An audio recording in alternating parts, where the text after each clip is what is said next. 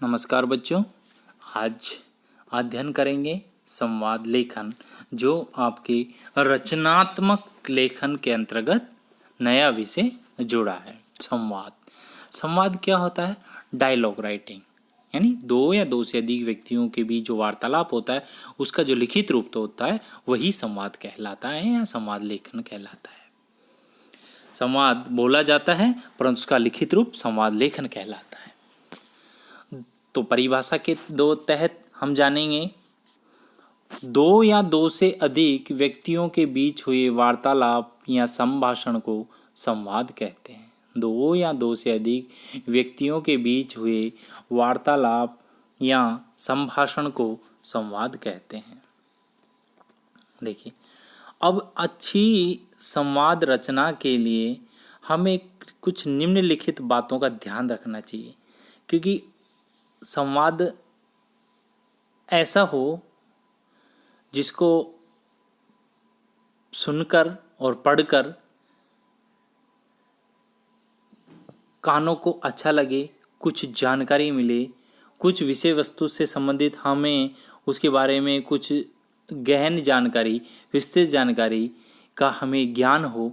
तो ऐसे संवादों के लिए हमें कुछ निम्नलिखित बातों को ध्यान रखना पड़ेगा। तो वो निम्नलिखित बातें निम्न हैं। देखिए, संवाद छोटे, सहज तथा स्वाभाविक हो। मतलब संवाद छोटे होने चाहिए, सरल होने चाहिए और स्वाभाविकता का उनमें गुण होना चाहिए। संवाद बोलने वाले का नाम संवादों के आगे लिखा होना चाहिए। इससे ये पता चलेगा कि ये अमुक पंक्ति है जो किस पात्र ने कही है, किस व्यक्ति ने कही है। इसलिए जो संवाद की पंक्ति है उसके आगे संवाद बोलने वाले का नाम लिखा होना चाहिए।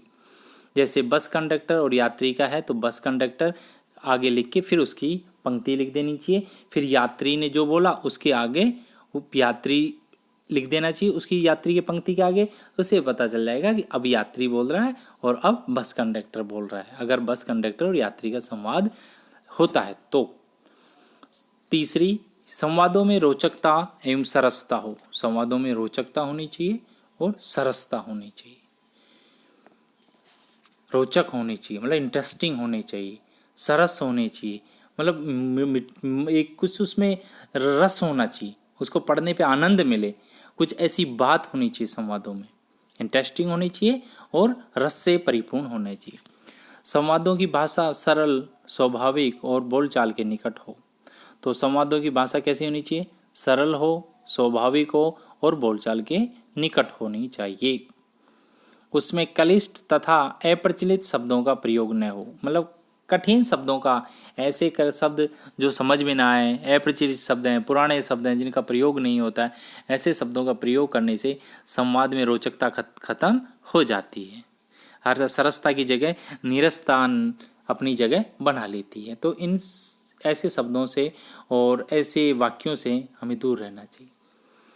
प्रसंग के अनुसार संवादों में व्यंग विनोद का समावेश होना चाहिए। जैसा प्रसंग है वैसा ही व्यंग और उसी के अनुसार विनोद यानी हंसी मजाक का समावेश होना चाहिए। प्रसंग के अनुसार जैसी विषय वस्तु पर संवाद चल रहा है उसी के अनुसार उसमें व्यंग और विनोद का समावेश होना चाहिए। संवाद जिस विषय स्थिति के संबंध में हो उसे क्रमशः स्पष्ट करने वाले हों। तो संवाद जिस विषय स्थिति के संबंध में हो उसे क्रमशः स्पष्ट करने वाले होने चाहिए। तो संवाद उस जिस विषय वस्तु से संबंधित उसको स्पष्ट करने वाले होने चाहिए, उसे क्लियर करने वाले होने चाहिए, उस पर संपूर्ण जानकारी देता प्रतीत होना चाहिए। आगे देखते हैं।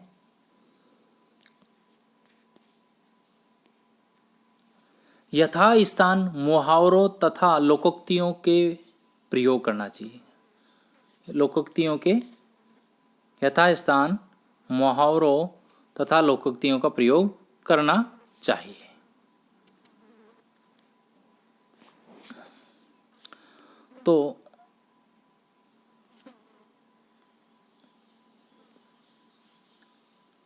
तो यथास्थान मुहावरों अगर जरूरत पड़ती है तो वहाँ लोकोक्तियाँ जो जनता में प्रचलित है, जो उक्तियां हैं, लोगों के द्वारा कही गई प्रसिद्ध उक्तियां हैं, उनका प्रयोग करना चाहिए या मुहावरों का प्रयोग करना चाहिए।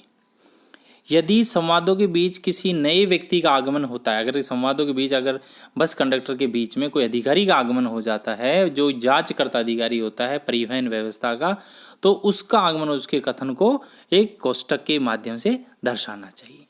यदि संवादों के बीच किसी नए व्यक्ति का आगमन होता है तो उसका वर्णन कोष्टक में करना चाहिए। तो उसका वर्णन हमें किस में दर्शाना चाहिए? कोष्टक के माध्यम से दर्शाना चाहिए। यदि संवाद बहुत लंबे चलते हैं और बीच में जगह बदलती है तो उसे दृश्य 1 और दृश्य 2 करके बांटना चाहिए। यदि संवाद बहुत लंबे हो जाते हैं और बीच में जगह बदलती है तो उसे दृश्य 1 तो ये बताना कि बस स्टैंड पर पहुंचने से पहले का दृश्य और बस स्टैंड पर बस खड़े होने के बाद बस में चढ़ने से यात्रा के समय के दौरान का दृश्य। बस स्टैंड पर खड़े होने से पूर्व का दृश्य, अगर बस गांव से चलकर बस स्टैंड तक पहुंचते हैं, गांव से चलकर बस स्टैंड, उससे पूर्व का दृश्य है, और उससे बाद में बस में बैठने से यात्रा के दौरान का दृश्य है। उसका वर्णन को दृश्य 1 और दृश्य 2 के माध्यम से दर्शाना चाहिए। ठीक, तो ये इस तरीके से हमें हमारे संवाद को आप लिखेंगे या संवादों में, हमारे संवादों में इन बातों का ध्यान रखेंगे, उनका समावेश करेंगे तो हमारा संवाद निश्चय ही आकर्षक होगा, रोचक होगा और विषय वस्तु से जुड़ा हुआ होगा। अगले वाले वीडियो में हम संवाद का उदाहरण प्रस्तुत करेंगे जिसमें बतलाया जाएगा कि किस प्रकार से एक आदर्श संवाद लेखन किया जाता है और संवाद किस विषय वस्तु से जुड़ा है और उस विषय वस्तु के अंतर्गत किस प्रकार से अपनी बात को उसमें समावेश करता है। तो आप इन बातों को समझना, इनको अपने दिलो दिमाग में बिठाना, किन किन बातों का ध्यान रखना पड़ता है, कौन कौन सी विषय वस्तु का समावेश रखना पड़ता है, किस प्रकार से कोष्टक का प्रयोग करता है। कोई व्यक्ति नया आगमन करता है तो ये कोष्टक दर्शाते हैं, लंबा है तो उसमें दृश्य 1 और दृश्य 2 के माध्यम से, ब्रैकेट के माध्यम से, कोष्टक के माध्यम से दिखलाना पड़ता है। तो संवादों के आगे जिसका संवाद उसका नाम लिखना पड़ता है। और संवादों में शुरुआत करते हैं क्योंकि समय कम रहता है, शब्द सीमा निश्चित रहती है, तो नमस्कार सर या नमस्ते, धन्यवाद, इस तरह के शब्दों का प्रयोग कम से कम ही करना चाहिए। तो आज पता लगा कि 2 या 2 से अधिक व्यक्तियों के बीच हुए वार्तालाप या संभाषण को संवाद कहते हैं।